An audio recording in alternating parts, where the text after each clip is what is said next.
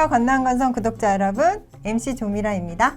스텐탑 비뇨의학과 원장 안치현입니다. 전립선 비대증 어떤 치료법이 있는지 알 수 있을까요? 최근에 새로 이제 우리나라에 들어오게 된 아쿠아블레이션이라는 치료법에 대해서 중점적으로 설명드리도록 하겠습니다. 최근에 이제 도입돼서 오늘 소개드리고자 하는 아쿠아블레이션이라는 수술 같은 경우에는 이전에 있었던 사정장애 혹은 성기능장애 그리고 괄약근의 손상 가능성을 거의 최소화한, 특히나 열 손상, 레이저에 의한 열 손상이나 내가 예상치 못했던 조직의 손상을 최소화하거나 거의 없도록 만든 새로운 수술법이라고 볼 수 있겠습니다.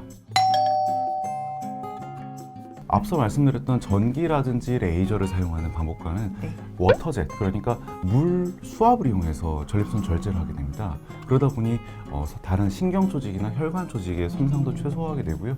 그리고 수술 시간 자체도 예전에는 직접 이제 의사가 절제를 하는 방식에서 로봇이 절제하는 방식으로 하다 보니 시간 자체도 굉장히 일정하고 훨씬 더 짧아지는 효과도 있어서 환자분들의 부담이 많이 줄어들게 됩니다. 아쿠아블레이션 굉장히 좋은 게 많은 것 같은데요. 기존 수술법과 좀 다른가요? 예, 제일 다르다고 할 수 있는 부분은 먼저 재발 가능성이 낮도록 전립선을 최대한 절제하면서도 기존의 기능을 완전히 보존할 수 있고 특히나 모든 전립선 크기에서 활용할 수 있다는 큰 장점이 있겠습니다.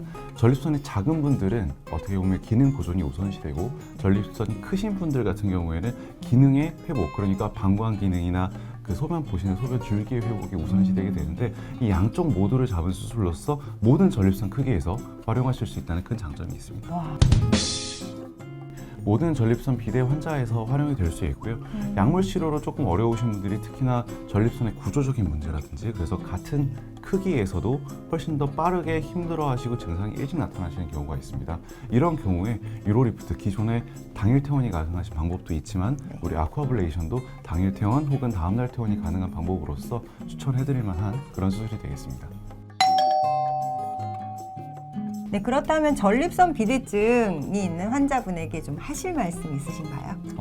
전기 소작법이나 아니면 레이저를 이용한 수술법 같은 경우에는 환자분들의 부담이 굉장히 컸어요. 그래서 며칠 이상 입원하셔야 되고 수술한 이후에도 여러 성기능 장애라든지 이런 걸 피해 나갈 수 없는 부분이 컸기 때문에 약물 치료를 아무래도 조금 더 넓게 또 오랫동안 시행했던 것이 사실입니다. 그런데 구조나 모양에 따라서 환자분들이 약물 치료를 통해서 충분한 치료 효과를 못 누리시는 경우가 많으세요.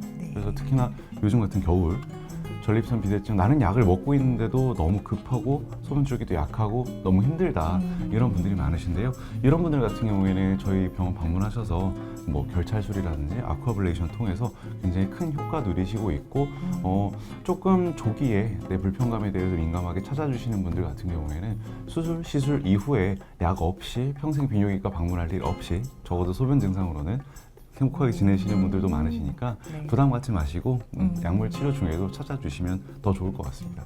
구독, 좋아요, 알림 설정 부탁드려요. 그럼 저희는 다음에도 유익하고 재미있는 내용으로 찾아뵙겠습니다.